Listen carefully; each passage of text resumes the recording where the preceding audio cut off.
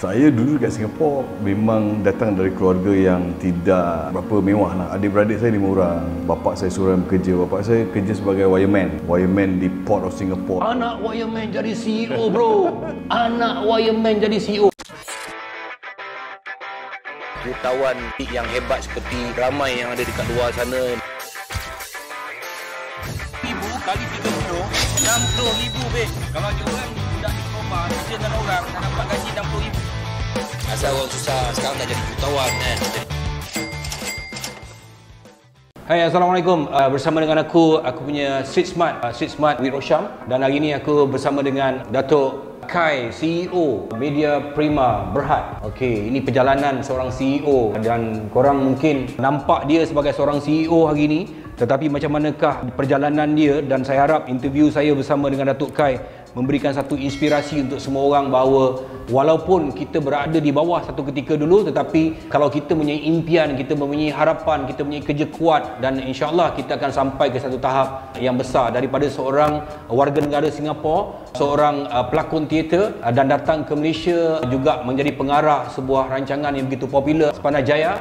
So, boleh Datuk ceritakan sikit pengalaman Datuk ataupun kehidupan Datuk di Singapura dulu macam mana? Saya dulu kat Singapura memang datang dari keluarga yang tidak berapa mewah lah. Adik-beradik saya 5 orang. Bapak saya seorang bekerja. Bapak saya kerja sebagai wireman di Port of Singapore. Anak wireman jadi CEO, bro. Anak wireman jadi CEO. Mak Housewife, bro. Ada adik 5 orang. Datuk nombor apa? saya nombor 2. Kehidupan di Singapura tak semacam sekarang ni. Kita susah. Macam mana Datuk masa tu susah belajar? Macam mana tu? Waktu tu di sekolah menengah, saya nakal. Saya ponting sekolah.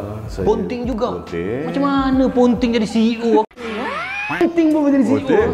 Saya waktu tu masuk sekolah teknikal, sedangkan jiwa saya jiwa yang lebih suka pada kesenian. Lepas tu, bila saya repeat saya punya O-level, first time gagal big time.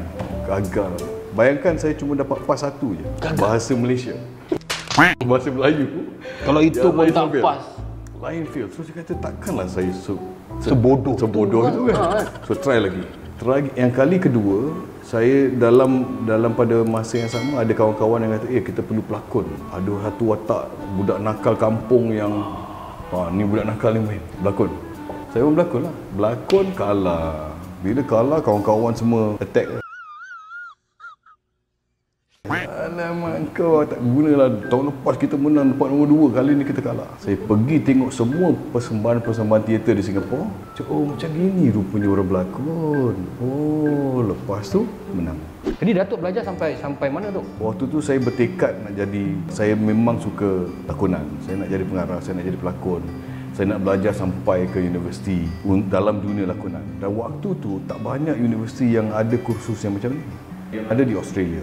Dia kata okey nak pergi sana. Tapi untuk sampai sana kita perlu ada satu ijazah yang boleh, satu tertiary education yang untuk membolehkan kita masuk universiti. So saya cari jumpa lukisan. Saya pun suka melukis. Waktu sekolah rendah tu saya suka melukis. Bila masuk sekolah kesenian, itu mahal.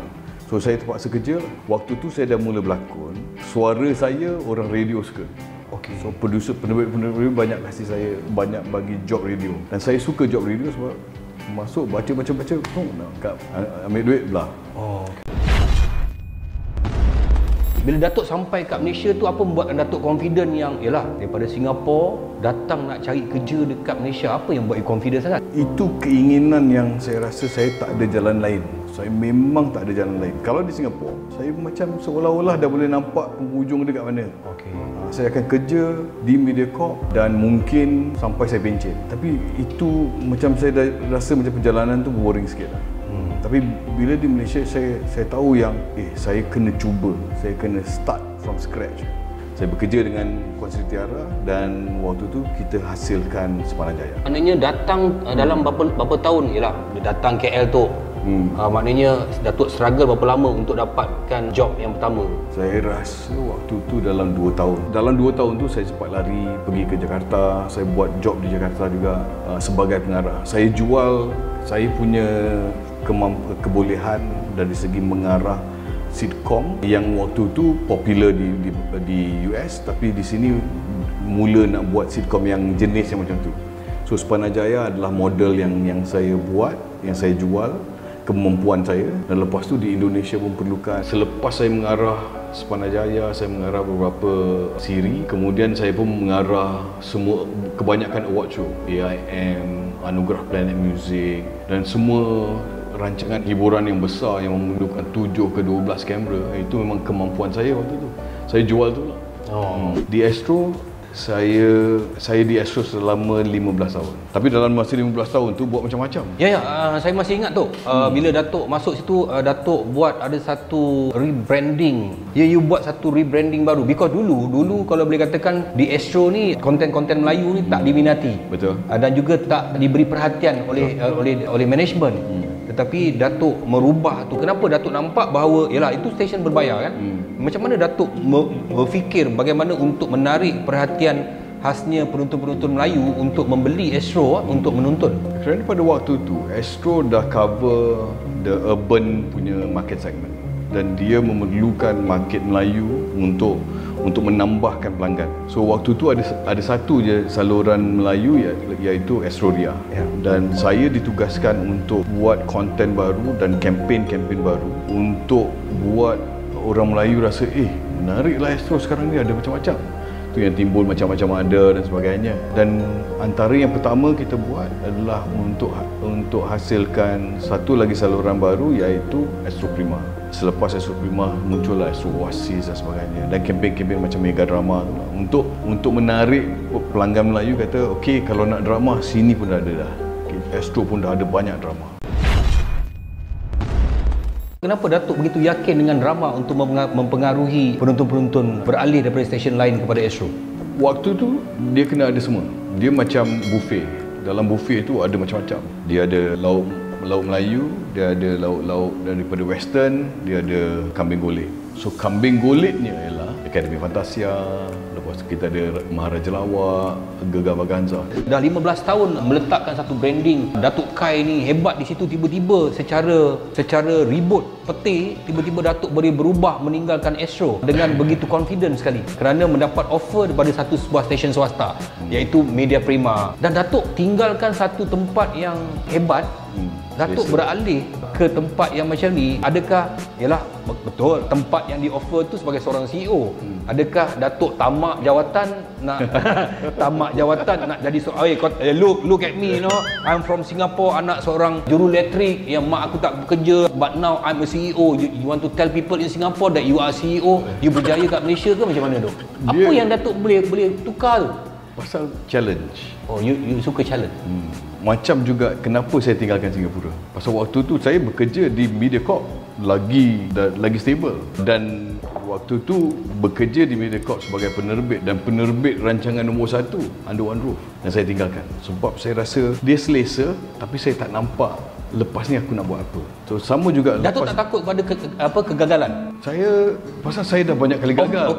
Okey, challenge memang semua orang suka challenge. Tapi bila you dah suka, sekarang ni ada dua transisi Transisi yang mana daripada Mediacorp selesa, satu rancangan yang hebat berlaku di sana, lepas tu di Astro dah berlaku kehebatan, dan you meninggalkan keselesaan ni. Pasal saya cakap tadi tamak ke?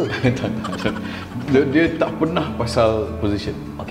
Saya pergi sebab challenge. Pasal apa yang di-offer pada saya waktu tu, Datuk Iskandar, Group Managing Director waktu tu, kata Media Prima kita sedang buat satu transformasi. Kita nak buat transformasi sebuah media giant yang ada banyak aset. Ada print, ada billboard, ada radio, ada digital, ada TV, dan ada radio. Berapa channel radio? Semua dengan semua ni dia nak buat satu transformasi. Apa challenge yang paling besar sekarang, Tok? Yalah sekarang ni Datuk free TV kan? Dan sekarang ni perkembangan platform seperti social media memainkan peranan yang begitu besar kepada advertiser. Di mana advertising dekat dalam itu lebih murah dan lebih lama duduk dekat dalam tu. I think first kita tahu yang masalah yang terbesar yang kita kena tangani adalah attention span. Penonton ada masa tak untuk menonton platform yang dulunya hebat, television. Tapi hari ini dah ada macam-macam. Jadi kita kena cari di mana kekuatan utama servis free to air macam ni. kekuatan utama kita adalah berita.